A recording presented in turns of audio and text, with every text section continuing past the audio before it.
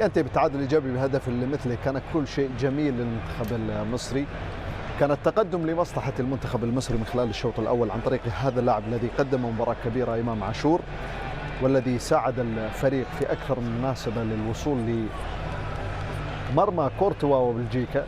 وأيضا محمد صلاح لعب دور كبير في عملية التحولات أيضا المنتخب المصري، بالإضافة إلى عمر مرموش، وكان كل شيء جميل للمنتخب المصري. لعب بشجاعة وبمستوى ملفت مغاير تماما عما ظهر عليه في كأس أفريقيا، وأخذ مباراة كوت ديفوار في ربع نهائي كأس أفريقيا الماضية في المغرب كمرجع للتقدم أكثر، للتطور أكثر، لتحسين الفريق على المستوى التكتيكي خصوصا على مستوى خط الهجوم.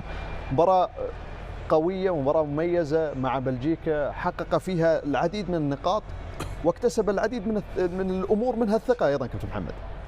بداية يعني الصراحة بداية الواحد فخور بهذا هذا الفريق اللي قدم مباراة كبيرة بشخصية كبيرة. انت اتكلمت على امام عاشور نجم المباراة بالنسبة لي كابتن حسام حسن.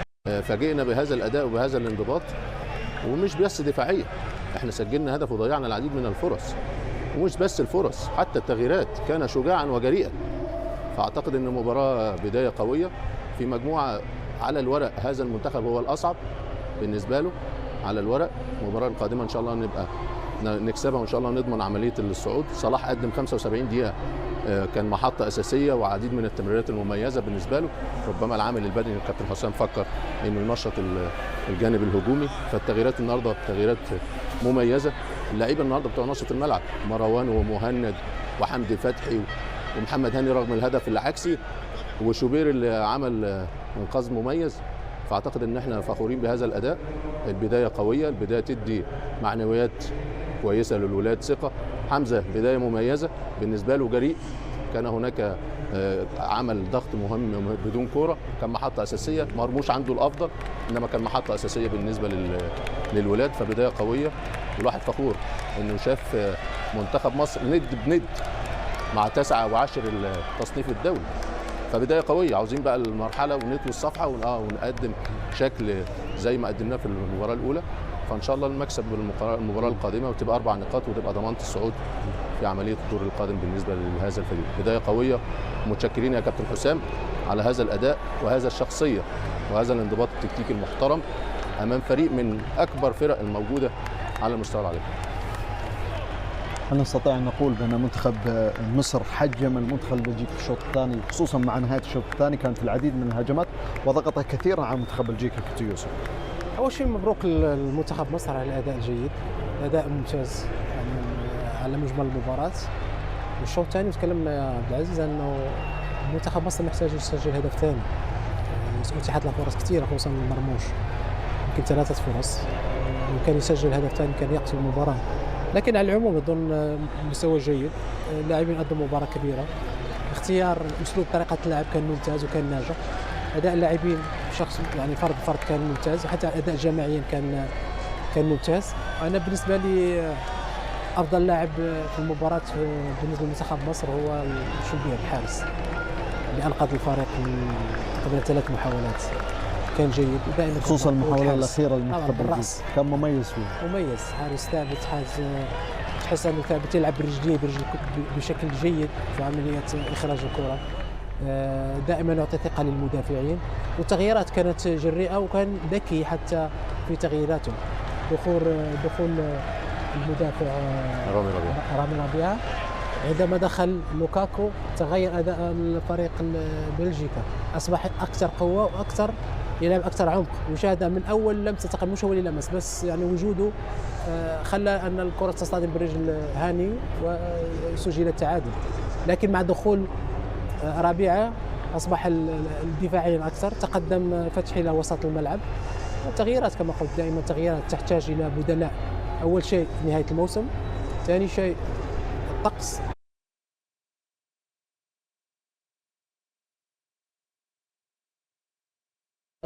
سجل التعادل. لكن مع دخول ربيعة أصبح الدفاعيا أكثر، تقدم فتحي إلى وسط الملعب. التغييرات كما قلت دائما تغييرات تحتاج إلى بدلاء. أول شيء نهاية الموسم، ثاني شيء الطقس حار، دائما تحتاج الى اللاعبين. ولاحظت ملاحظه يا محمد ان كل اللاعبين كل المدربين عملوا تغييرات 5 تغييرات. يعني تعطيك مثال اهميه التغيير، اهميه البدلاء في كل فريق، خصوصا الفرق اللي المنتخبات التي تريد ان تلعب او تذهب بعيدا في مثل هذه البطولات. شاهدنا لوكاكو فور دخوله بثوان قليلة فقط غير من مجريات هذا اللقاء، ساعد المنتخب البلجيكي على مستوى العودة في هذا اللقاء، لكن على كل حال المنتخب المصري قدم مباراة كبيرة أمام أصعب طرف في هذه المجموعة السابعة منتخب بلجيكا. شاهدنا بلجيكا تعاني على عكس المعتاد، كنا نتوقع بأن بلجيكا تظهر بشكل مختلف، لكن المنتخب المصري ظهر بكل شجاعة وقدم مستوى كبير. كانوا هم المرشحون، كانوا مرشحين، ولكن مصر لعبوا شوط أول رائع جدا وفاجأوا بلجيكا باندفاعيتهم خصوصا في وسط الميدان، فلم تكن هناك أي فرصة أمام البلجيكيين للتوغل وكانوا متقدمين في النتيجة. بلجيكا في الشوط الثاني لعبوا بشكل أفضل، كان هناك 20 دقيقة 25 دقيقة كان فيها البلجيكيون يقتربون من الهدف، والتغيرات التي تمت ودخول لوكاكو تسبب في الهدف. كانت هناك لحظة كانوا نائمين في الجانب الأيسر وكانت الكرة تم تمرير العرضية، وهذا هو الخطر بالنسبة لبلجيكا. بعد ذلك كان هناك صدتان من الحارس، وبعد ذلك التغييرات المصرية كانت ناجحة أيضا.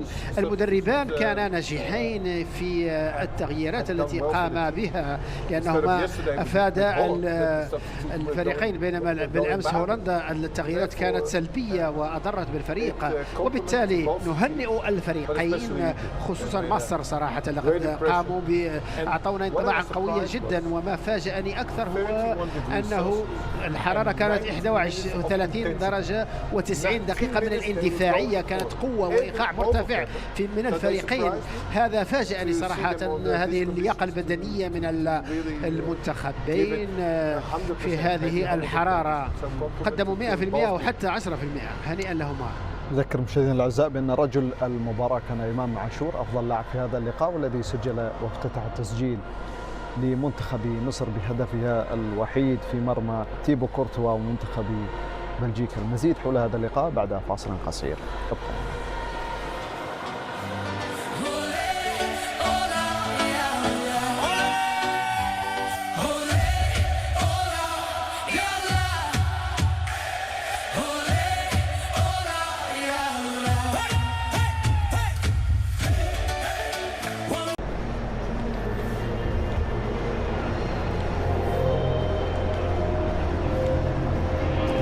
أهلا بحضراتكم مرة أخرى مشاهدينا الأعزاء. انتهى لقاء بلجيكا مصر بالتعادل الإيجابي بهدف لمثله في مباراة كبيرة قدمها المنتخب المصري أمام منتخب بلجيكا. عانى كثيرا منتخب بلجيكا للوصول لمرمى مصطفى شوبير حتى سجل الهدف، ولكن أيضا بالنيران الصديقة مع ضغط كان حاضر من لوكاكو الذي دخل لثوان معدودة ومن ثم غير معطيات هذا اللقاء، منح منتخب بلجيكا التقدم. شاهدنا أداء مختلف كابتن محمد للمنتخب المصري، كنا نتوقع بأن يكون حذر أكثر، لكن تحدثت عن الشجاعة، عن الرغبة في أن يلعب كرة قدم جميلة، استغلال نقاط القوة وهي الهجوم، وبالفعل كابتن حسام حسن طبق كل ذلك في هذا اللقاء. طبعا أنا قلت مباراة يعني أخفى فيها نقاط قوة المنتخب البلجيكي معظم الوقت واستخدم نقاط قوته. كان صلاح النهارده مرموش في عمق الملعب، الاثنين موجودين، وامام كان بيبقى جناح ناحيه الشمال وبيخش في عمق الملعب المساحات الفاضيه. الشوط الثاني الامور تغيرت شويه، المنتخب البلجيكي هاجم من العمق، خلى دوكو ودي بروين يبقوا موجودين في العمق، وده سبب مشاكل بالنسبه لنا في الشوط الثاني، مع نزول طبعا لوكاكو اللي كان عمل عمق هجومي للمنتخب البلجيكي اللي كان ناقص قبل ما ينزل، رغم الحاجات اللي كان فيها كسل نوعا ما بالنسبه للفريق وعدم تركيز، انما برضه بتحصل في كره القدم. التغطيه العكسيه ما كانتش كما ينبغي لمحمد هاني اللي قدم مباراه كبيره على فكره، رغم انه سجل هذا الهدف العكسي، انما كان بيلعب النهارده على اسرع وامهر اجنحه العالم وهو دوك معظم الوقت، وبعد احيانا بيغير تروسارد بيجي ناحيته، انما هو النهارده كان مباراه كبيره. مش بس هو الصراحه، انا عاوز اتكلم على الاداء الجماعي ككل. النهارده شفنا فرقه بتدافع وفرقه بتهاجم. النهارده في الدقائق الاخيره بنروح ب5 6 لعيبه عشان تنهي الهجمه والفرصه بالنسبه لك. فاعتقد ان الاداء الجماعي مهم بالنسبه لي. دي حته الكسل اللي كان ممكن الناحيه الشمال فيها فتوح او امام عاشور يتعاملوا فيها تعامل افضل من كده. هل كان يجب على امام عاشور تغطيه اكثر؟ او فتوح يكلمه او يبقى في حصل تفاهم ما بينهم. لا بتحصل، انت بتلعب برضه بمستوى عالي يا عبد العزيز، وبتلعب برضه مع فرق قويه ولاد لذينه برضه، فاهم؟ ما انت لازم تركز طول الوقت. فاعتقد ان برضه من الحاجات اللي بتحصل في كره القدم. لكن غفله واحده كلفت هدف تعادل. عادي بتحصل في كره القدم. انا عاوز اركز على الايجابيات الصراحه، لان الاداء ال90 دقيقه يا كابتن عبد العزيز يخفي اي عيوب. ما فيش ولا لعيب بخل في المجهود. الثلاثه بتوع نص الملعب النهارده سواء مهند ولا مروان في كل حته. مروان انا كنت خايف عليه بعد الانذار الاولاني، انما قدر يتعامل كويس، والتغطيه بتاعتهم والمساحات الموجوده في نص الملعب. حمدي لما نزل رامي ربيعه نزل سنتر باك وهو راح ناحيه الشمال مكان امام عاشور عشان يحمي الجبهه الشمال، كان كل ده مهم جدا للفريق ككل. والنهارده زي ما قلت لك يا عبد العزيز في شغل للفرقه بدون كوره جماعي، وايضا في شكل هجومي بالنسبه للفريق. عمليه التحولات الموجوده سواء لصلاح او مرموش في بعض الاحيان، السرعات الموجوده وانت بتروح المساحات الموجوده وبثلاث اربع لعيبه بتعمل التحولات الهجوميه كما ينبغي وفرص، فاهم؟ فاعتقد ان الاداء الكبير بالنسبه للفريق اداء فيه شجاعه وفيه شخصيه وفيه توازن وفيه انضباط من الناحيه التكتيكيه سواء النواحي الدفاعيه او النواحي الهجوميه. شاهدنا تغييرات عديده لكابتن حسام حسن من خلال الشوط الثاني على وجه الخصوص. غير العديد من الاسماء كابتن محمد. امام عاشور بعد الهدف مباشره دخل رامي ربيع لعمليه التغطيه اكثر لمراقبه، لان لديه القوه البدنيه لمراقبه لوكاكو بشكل كبير، لانه لربما يزعج دفاع منتخب مصر. شاهدنا ايضا تغيير زيكو بزيزو، وايضا حمزه عبد الكريم لاعب برشلونه بمحمد صلاح، وكريم حافظ ايضا كبديل لاحمد فتوح، ومن ثم ابراهيم عادل لحمدي فتحي. هل تتفق مع الخمس تغييرات كابتن حسام حسن؟ نبدا رامي عشان هيلعب سنتر باك، وبعد كده امام عاشور تعب شويه فخلى حمدي فتحي ناحيه الشمال مكان امام عاشور عشان الجوانب الدفاعيه. زيكو مكانه زيزو، برضه الجناحين قدموا اداء كبير سواء من الناحيه الهجوميه او النواحي الدفاعيه. فالكابتن حسام قال لك 70 75 دقيقه كتير بذلوا مجهود، فنزل حد يظبط يبقى متوازن كتير عنده نفس الامكانيات ونفس الالتزام بتاعه. الناس تيجي تقول صلاح، انا انا ما بحب صلاح يخرج، فاهم؟ بس هو كابتن حسام له وجهه نظر يقول لك ايه، كان راجع من اصابه مش جاهز 100%، لعب 75 دقيقه، فخلي مرموش تحت حمزه والاثنين دول يعملوا مشاكل ويعيدوا يبقى محطه اساسيه يقدر الفريق يتنفس عليها. فهي تغييرات، وانا اشوف ان هي تغييرات كانت صحيحه وكانت اعاده التوازن للفريق وخرج بالنتيجه اللي سعى ليها الكابتن حسام. وبرضه زي ما بقول لك يا عبد العزيز الالتزام هو يعني الادوار اللعيبه اللي نزلت هي الادوار بتاع اللعيبه اللي طلعت. دي حاجات بقى تانية في الاواخر خالص في اخر 5 دقائق، بحيث فتوح اشتكى في بعض الاحيان، كريم ينزل، برضه الحاجات الهجوميه عاوزين ننشط الناحيه الهجوميه. فاعتقد ان هو تعامل مع المباراه كما ينبغي ومقسم المباراه يا عبد العزيز. يعني في بعض المدربين يحط سيناريو ويشوف الامور هتمشي ازاي. السيناريو النهارده اللي كتبه الكابتن حسام، سيناريو المباراه اللي كتبه الكابتن حسام، عشان كده كل التغيرات هو محضرها في ذهنه، والتعامل مع اللعيبه والاستجابه بتاع اللعيبه. فاعتقد ان هي بدايه قويه، وان شاء الله الامور تبقى اكثر ايجابيه في الماتشات القادمه. دعونا نستمع للسيد حسام حسن مدرب منتخب مصر بعد هذا اللقاء. اول تجربه مع بلجيكا، الحمد لله والشكر لله طبعا، وسعيد بلعيبتي وان هم بيتطوروا بالشغل اللي انا عايزه من بقالي سنتين، بحاول ان انا ارسخه في ذهنهم ونشتغل بيه والتكتيك وفي كل حاجه، ان هم يبقى بنلعب كره مختلفه مع اي حد. واصريت ان انا العب مع منتخبات كبيره في قبل كاس العالم. النهارده بلجيكا من ضمن ال5 6 7 منتخبات احسن منتخبات في العالم واحسن لعيبه موجوده عندهم، واحنا اللي بدانا بالهدف الاولاني وهم تعادلوا. اعتقد ان احنا كنا اقرب للفوز، الفرص بتاعتهم قد تكون احنا في صالحنا اكتر. لينا ضربه جزاء اللي انا مستغرب له ان ولا في فار ولا في الحكم فكر ان هو يعيد اللي يبص على الفار او يوقف اللعب. لكن دي في ضربه جزاء مليون في الميه، لو علينا تتحسب. لكن في النهايه انا بتكلم عن المباراه كتوتا. انا سعيد وراضي على اداء لاعيبتي مع الجو اللي احنا بنشتغل فيه ده على الفرقتين. الدور الثاني خلصنا من المباراه، طلعنا بنتيجه ايجابيه، بنفكر في المباراتين اللي جايين او المباراه اللي جايه نمره واحده ان شاء الله.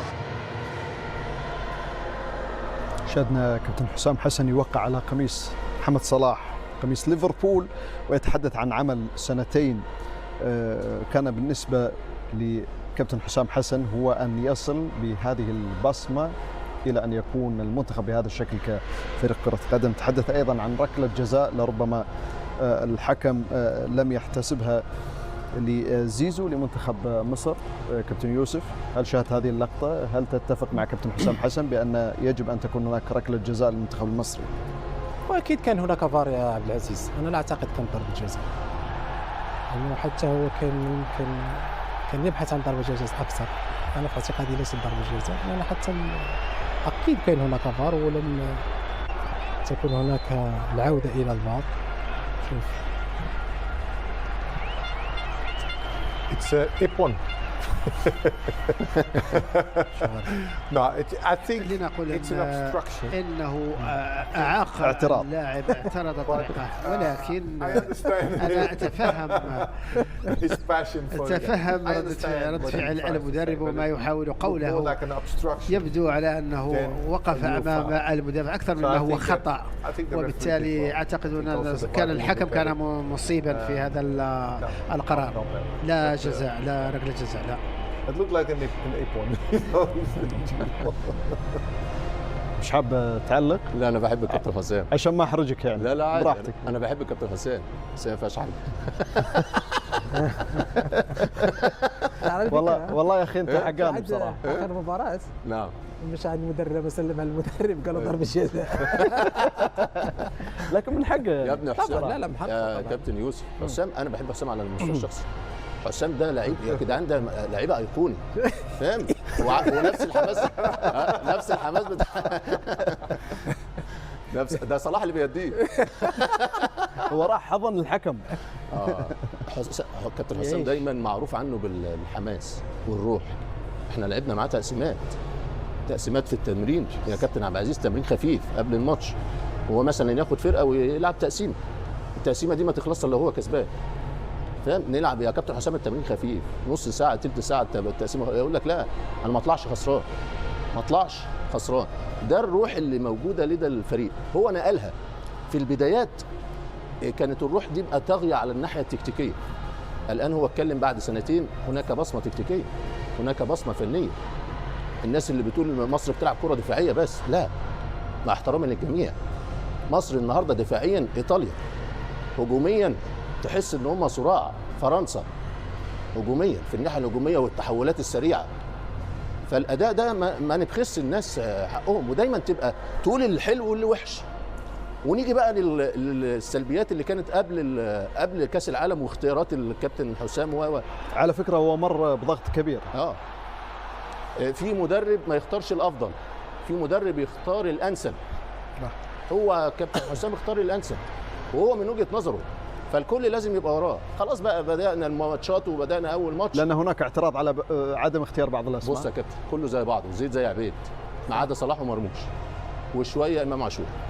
بعد كده كله زي بعضه، شوف مع احترامي للجميع يعني. ما كاينش ولا مدرب اختيار عبد العزيز ولا فريق ولا منتخب هناك انتقادات على ثلاثه او لاعبين، لكن انا دائما نقول ان الصلاحيه تبقى للمدرب في كل اختياراته يجب يعني الانسان يحترمها.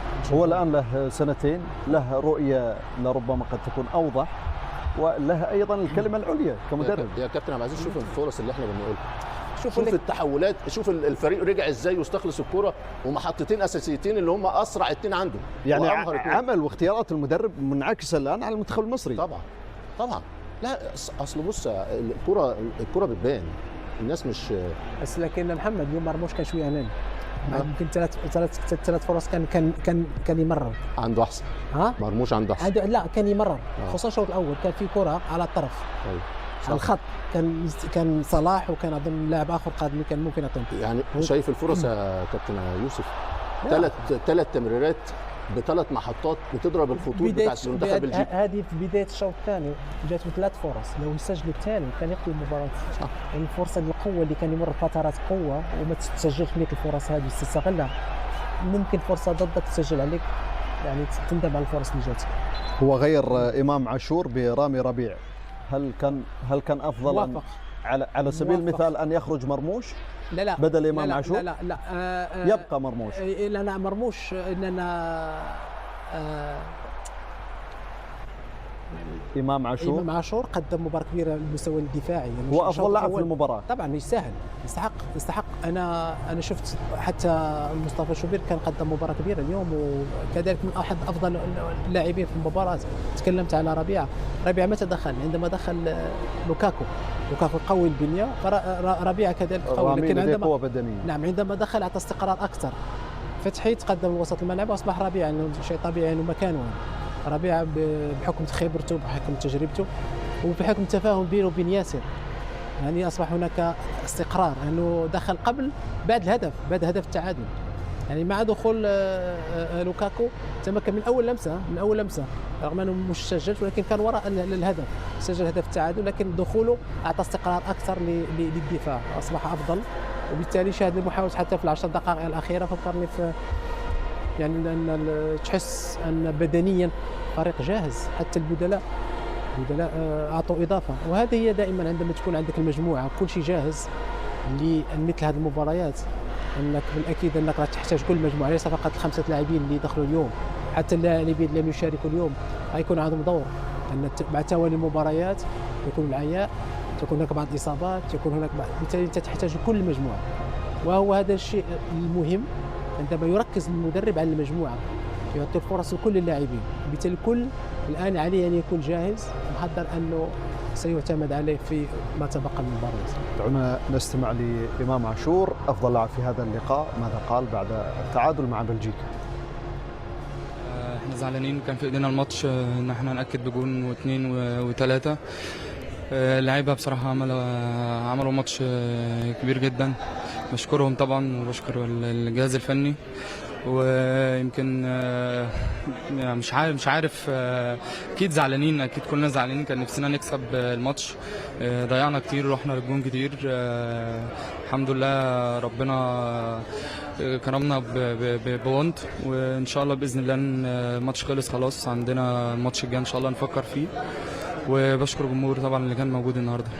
امام ربما هذه حاله خلينا نقول عدم الرضا على النتيجه ايضا مؤشر طيب انه المنتخب المصري جاء لينافس، جاء ليتاهل، جاء ليفوز وليس فقط للمشاركه. ضاع اليوم اول انتصار كان يمكن يكون تاريخي لمنتخب مصر، لكن الهدف هو التاهل للدور الثاني. لا اكيد طبعا، يعني اسم مصر لوحده كبير، مش هقدر طبعا اتكلم على اسم مصر. لا لعيبه كبيره معانا، احسن 2 لعيبه في العالم، بيدونا دافع اكيد. زي ما انت قلت، لا احنا مش جايين في شرف خالص، كان في ايدينا المكسب النهارده لكن ربنا ما اردش، وان شاء الله باذن الله الماتش الجاي نقدر نعوض الماتش بتاع النهارده باذن الله، وربنا يكرمنا ان شاء الله الماتش الجاي باذن الله. استمعنا لامام عاشور افضل لاعب في هذا اللقاء. شهدنا دخول حمزة عبد الكريم أيضا أحد أبرز الأسماء، 18 سنة، يلعب في برشلونة والجميع يعول عليه بشكل كبير بأن يكون مستقبل للمنتخب المصري وأيضا الكرة المصرية، دخل كبديل. كيف شاهدت حمزة عبد الكريم مع المنتخب كابتن محمد؟ هي بداية كويسة لي، والكابتن حسام كان جريء في عملية اختياره. أنا قلت ما فيش الاثنين لعيبة اللي عندنا أو 3 اللي بالكتير قوي الناس متفق عليها، وكله بعد كده الاختيارات كله زي بعض، الفوارق مش قليله، الفوارق مش كبيره. فهو اختياره ده عنصر جريء وشجاعه من كابتن حسام. هل الولد يستحق او لا يستحق؟ مش عشان ان هو في الاهلي ولا خرج من الاهلي ولا عشان راح برشلونه، لا، هو الامكانيات بتاع الولد كويس. النهارده لامين يامال 19 سنه، ايوب منتخب المغرب 18 سنه، فيجي يقول لك ده صغير استنى عليه، لا، الا عصر اتغير خلاص. كل ما كان عنده امكانيه اديله هيديله، والولد عنده الامكانيات وعنده هامش التطور، وكويس انه راح برشلونه، لانه برشلونه هيشتغل على نواقص حمزه. لانه هو في الكوره شويه محتاج ان هو يتحرك افضل، تمركزه في منطقه الجزاء مع الكرات العرضيه هيبقى افضل بالنسبه ليه، فاعتقد انه هو هيحتاجه. خلي بالك يا عبد العزيز، الاداء بتاع منتخب بلجيكا هيختلف في الماتشين الجايين بالنسبه لمنتخب مصر، لان المنافس هيختلف. نيوزيلندا هتسيب لك الكوره، مش هتديك المساحات اللي كانت موجوده النهارده مع منتخب بلجيكا، فالامور مختلفه. والكابتن حسام على فكره مدرك ومحضر اللعيبه للثلاث ماتشات، الماتش الاولاني بشكل، الماتش الثاني بشكل، والماتش الثالث بشكل. الفرقتين اللي في مجموعتنا سواء ايران او نيوزيلندا عكس بلجيكا.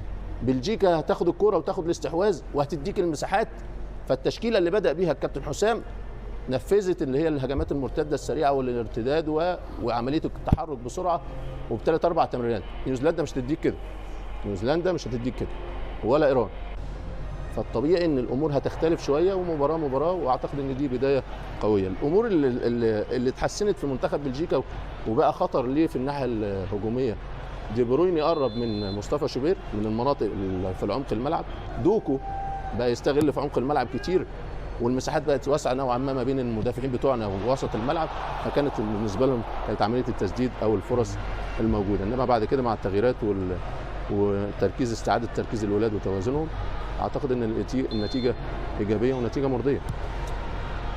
ما الذي يجعل منتخب بلجيكا يظهر بهذه الصوره برايك رود؟ الجيل الحالي، درجة الحرارة أو المدرب رودي غارسيا الذي أيضا هو الآخر له بصمة واضحة على مستوى الأندية الأوروبية، والذي حاول أيضا بتغييرات ذكية في عملية العودة مرة أخرى إلى هذا اللقاء. Yeah, but the thing is, you know, everybody in the first في الأمر هو أنه في المباراة الأولى هناك الكثير من الاحتياط في المباراة الأولى، الكثير من الحيطة والحذر أقصد، و not with a bang. You want to play. أنت تريد أن تلعب وتفوز ولو أنك تلعب بشكل سيء، لأنك إذا لعبت بشكل جيد في الأول فمن الصعب أن تحافظ على الإيقاع، والخصوم يعرفون أسلوبك وطريقة لعبك وسيحضرون لك خطة. هذا هو السبب، لذلك كان هناك بعض الحيطة والحذر.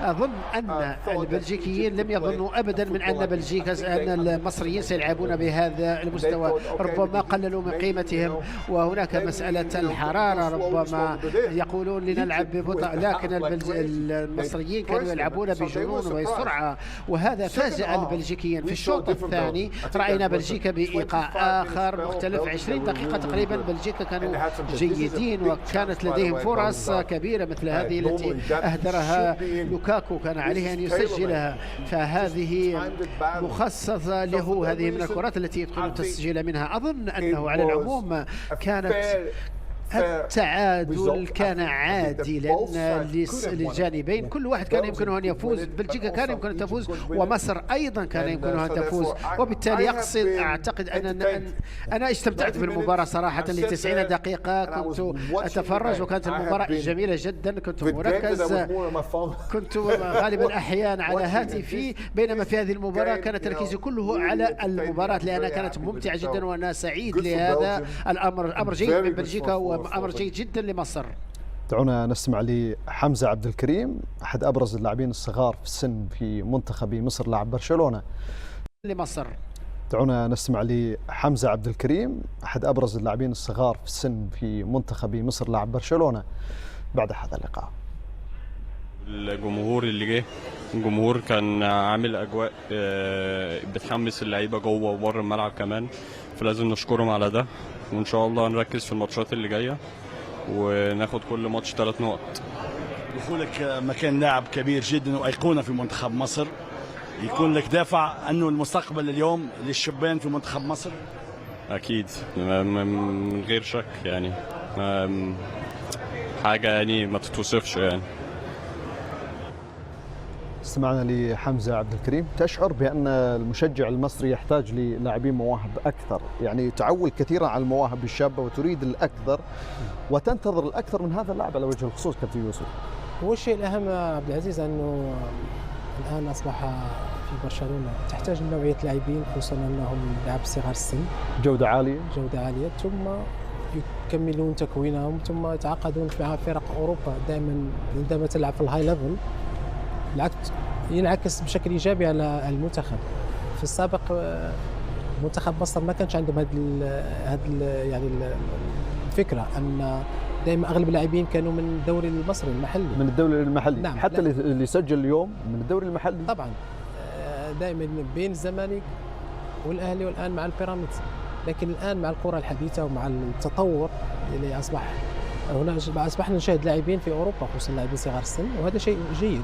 يعني ترك اللاعبين خصوصا الانديه قبل ما كانت تترك اللاعبين انهم في السن صغيره ان يرحلوا الى اوروبا، بالعكس الان اصبح مهم لكي يعطوا الاضافه دائما لمنتخباتهم. وهذا ينطبق على اللاعب حمدي، نتمنى له تمام التوفيق ان شاء الله، نتمنى له نشوفه كذلك يصل الى الفريق الاول وياخذ مكانته الاساسيه كذلك، لان دائما انت تحتاج نوعيه لاعبين.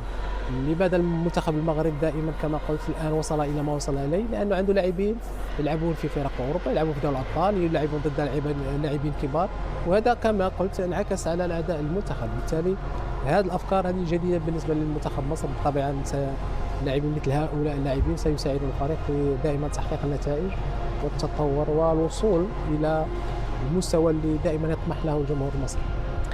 الآن على سبيل المثال كابتن محمد أبو تريكة، كابتن وائل جمعة، العديد من الأسماء كانت إنتاج الدوري المحلي، وكانت هذه الأسماء أبطال لأفريقيا بعديد من المناسبات. أنا لا أنقص من اللاعبين كانوا كبار. لا هو سؤال فني، لا من غير نقصان من أي شخص، مع كامل الاحترام والتقدير لجميع النجوم طبعا، ولكن أنا أريد فقط المقارنة. أنت بغيت بس هل وائل جمعة ونعم تحية لأخوي جمعة.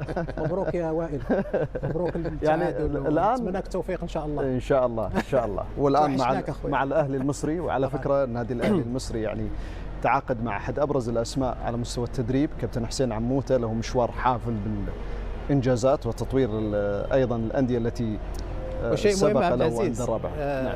الآن أصبحت التعاقد مع المدربين العرب، مع متابعين المغاربة، مع لاعبين اللاعبين المغاربة كثر الآن أصبحوا في الدوري المصري. هذه الأشياء يعني مهمة جدا، نتمنى لهم إن شاء الله التوفيق مع أخونا كما قلت وائل جمعة كمدير الفريق. نتمنى له تحقيق الألقاب إن شاء الله مع المدرب المغربي كذلك، مع اللاعبين المغاربه المتواجدين في النادي الأهلي. يعني لو وائل مكاني وانت قلت مش ضربة جزاء كان أملك كده وقال لك استغليته مش موجود. فلهالسبب الاستوديو هذه كابتن محمد دائما يتعامل مسالم، يتعامل بوديه. حاولت مع انه متوتر على فكره قبل المباراه، لكن الحمد لله سيطر على مشاعره يعني، وحلل التحليل الفني على مستوى عالي. دعونا نذهب للزميل وفاء سقار ومعه جماهير منتخب مصر بعد هذا اللقاء. نقطة مرضية، بس أنا كنت شايف إن إحنا لعبنا الشوط الأول نقدر نجيب جون تاني وتالت، بس الحمد لله يعني نقطة مرضية، وإن شاء الله نتأهل لأول مجموعة بإذن الله. كيف شفت أداء المنتخب المصري اليوم؟ بصراحة إحنا كنت متوقعين إن لعبوا لعب بصراحة الشوط الأول يعني كان المفروض يطلع 2-0 أقل واجب خالص، يعني الحمد لله على النتيجة. أول شيء إحنا ورا منتخبنا لحد آخر دقيقة. شكرا جزيلا. في الجهة المقابلة كيف شفتوا المباراة اليوم؟ الحمد لله يعني ماتش صعب، بس كان نتيجة موفقة الحمد لله. يعني كنا نتمنى الفوز، بس ربنا يجيبه خير إن شاء الله، والمباريات الجاية مكسب إن شاء الله. إن شاء الله. كيف الحال؟ Just English. Just English. Yeah, you are supporting the Egyptian team. For sure. Big أنا أشجع بلجيكا، مباراة كبيرة جدا أمتعونا في 20 دقيقة الأخيرة، سيطروا تماما وكان شيئا ممتعا أمام سياتل. لماذا تدعم مصر؟ لأنني أحببت المنتخب والمشجعين رأيتهم في روسيا وكيف كانوا ممتعين كجمهور. شاهدنا ردود أفعال الجماهير المصرية، منها من كان يتمنى الانتصار ومنها من كان راضي تمام الرضا عن أداء منتخب مصر أمام بلجيكا. المزيد حول هذا اللقاء بعد فاصل قصير، ابقوا معنا. في مكة المكرمة اليوم، أهلا بحضراتكم مرة أخرى وطاب مساكم بكل خير. كنا نتحدث عن أبرز العوامل الإيجابية التي كانت قد تغيرت بشكل كبير تحت قيادة المدرب حسام حسن الذي قاد المنتخب المصري الآن لسنتين. شاهدنا كابتن حسام حسن يكرر كثيرا في المقابلات بأنه عمل على ذلك لسنتين في أكثر من مناسبة، لربما بسبب تساؤل البعض كيف سيغير كابتن حسام حسن من شكل المنتخب المصري. والآن في المباراة الأولى يثبت كابتن حسام حسن كابتن محمد بأنه قادر على التغيير، لكن عامل الوقت هو من ساعد أيضا كابتن حسام حسن وثقة الاتحاد المصري لكرة القدم للظهور بهذا الشكل. النتائج الإيجابية في كأس الأمم الأفريقية حررت الكابتن حسام، حررت الكابتن حسام حسن.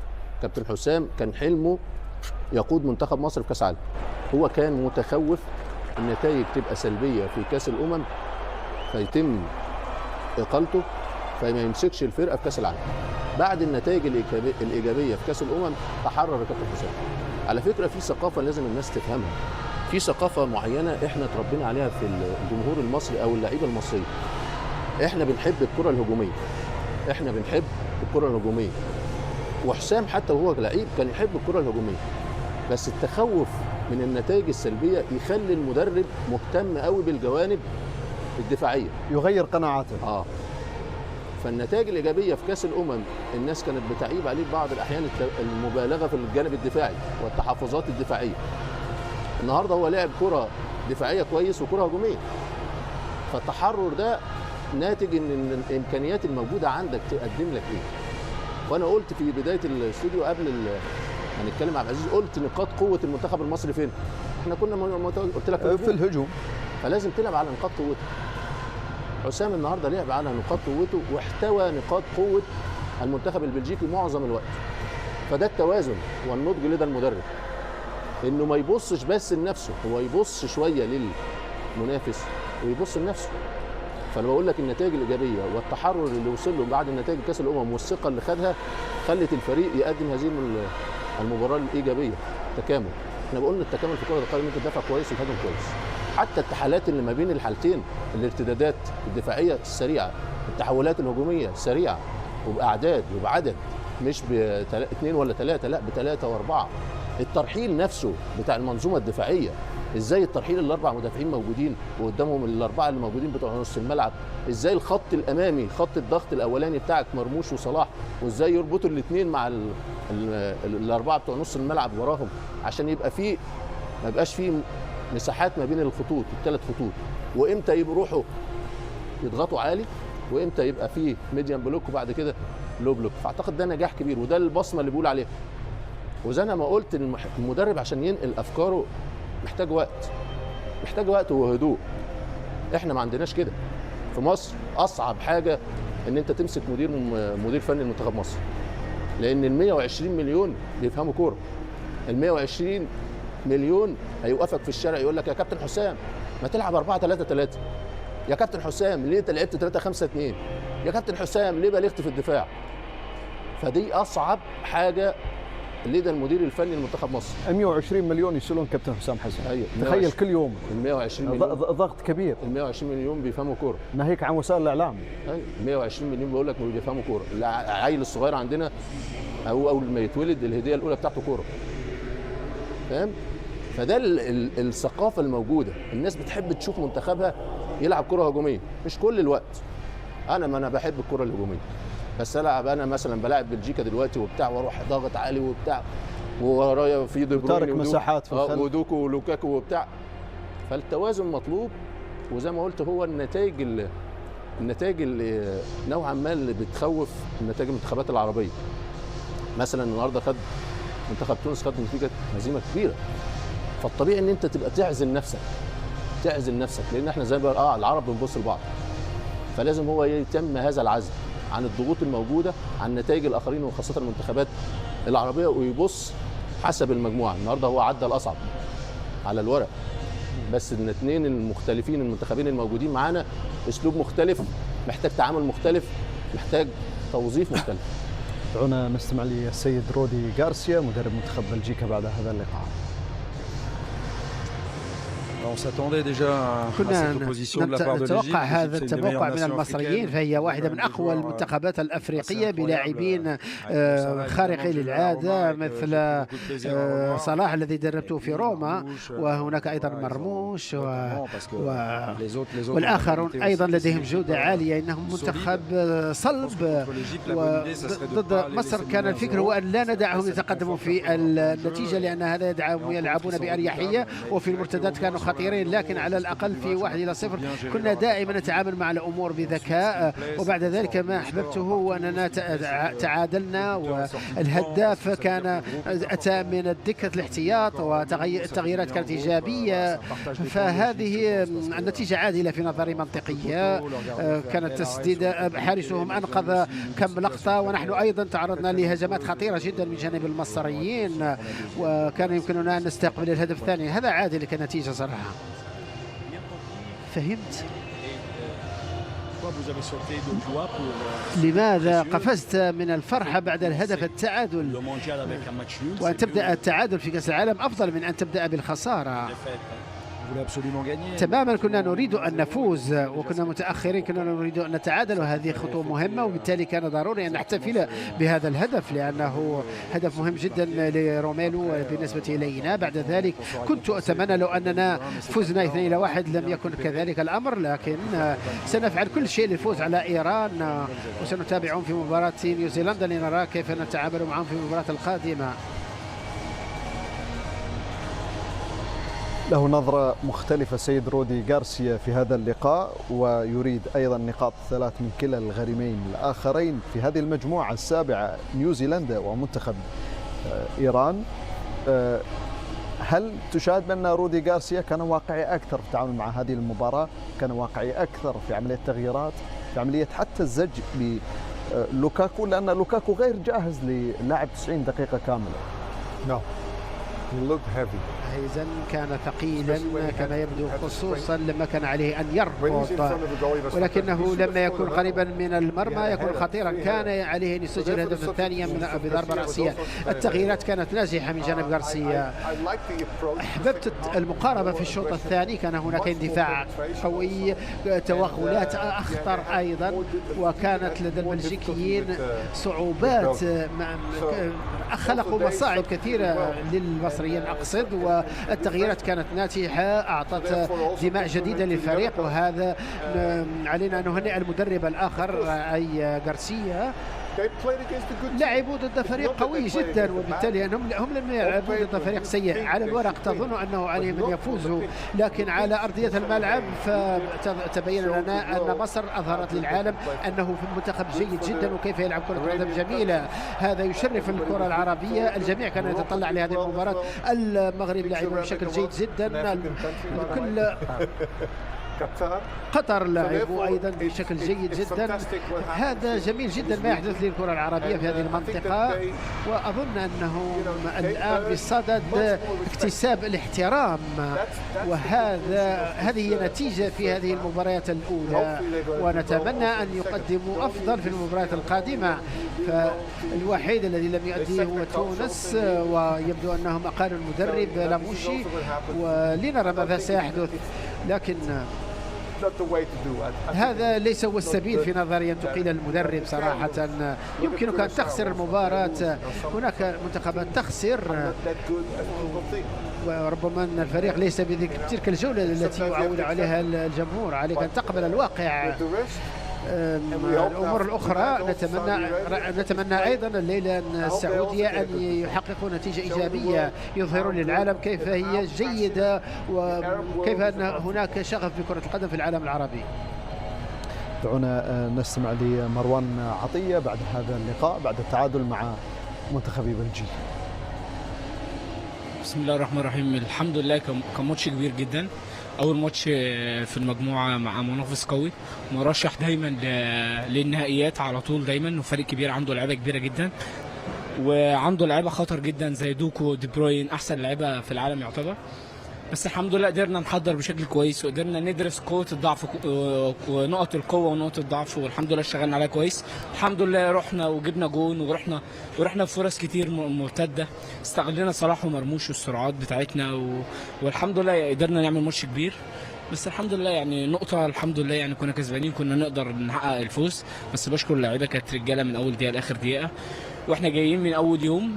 مصر قام بعمل ليس فقط كبير، بل عمل جبار من خلال الواجبات الدفاعية الكبيرة التي قام بها.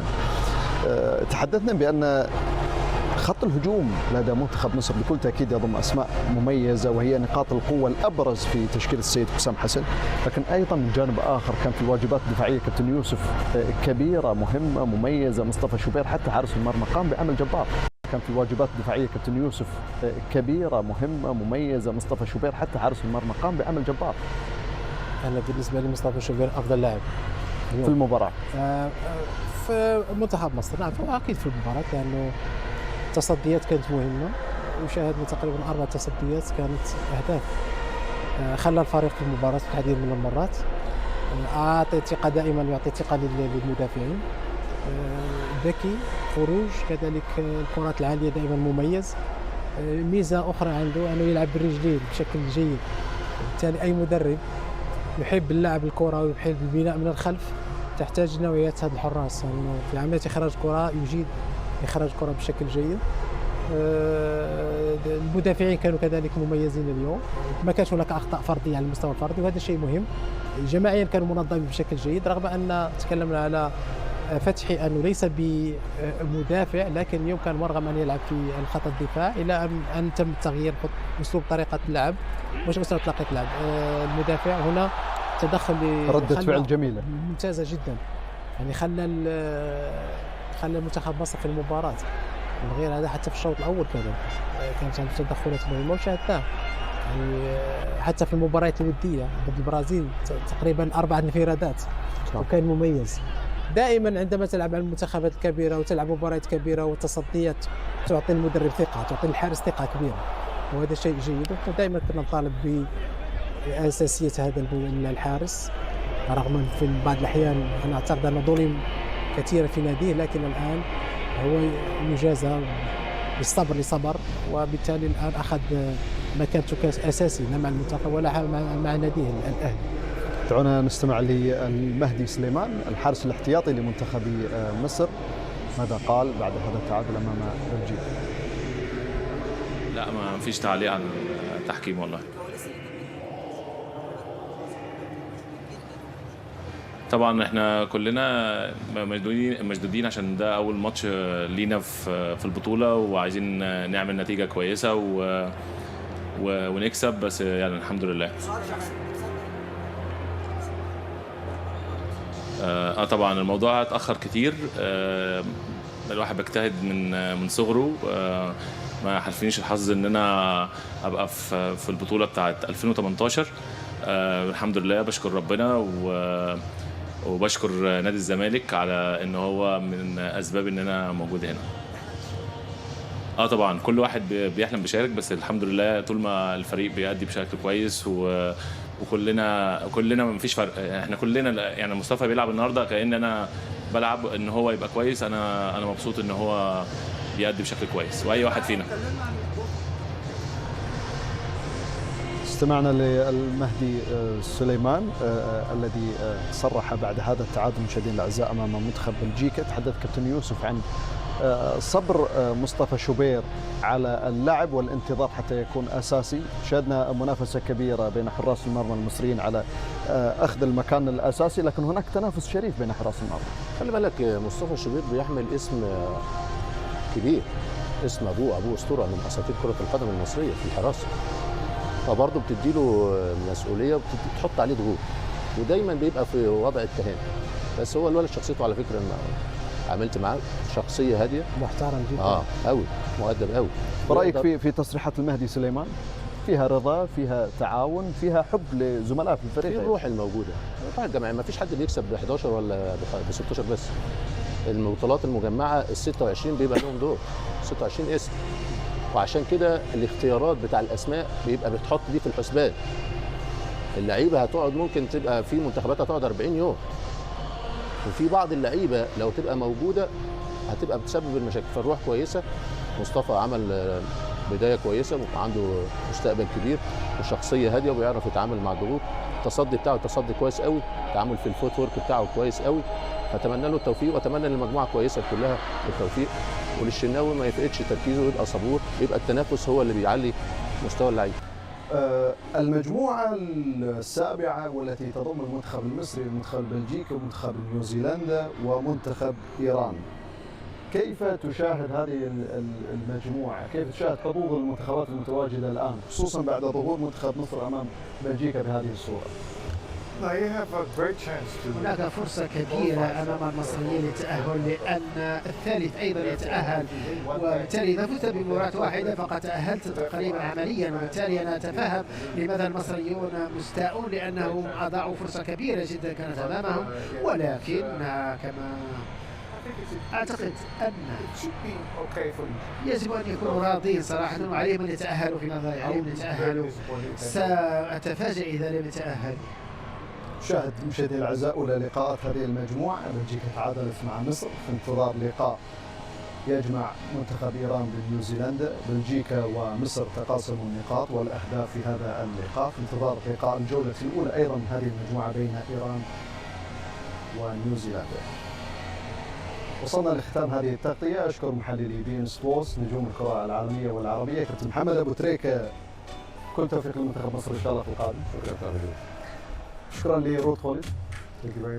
شكرا ليوسف شيبو. شكرا جزيلا مشاهدينا الاعزاء، هذه تحيه من فريق العمل هنا في بين سبورتس، الى اللقاء.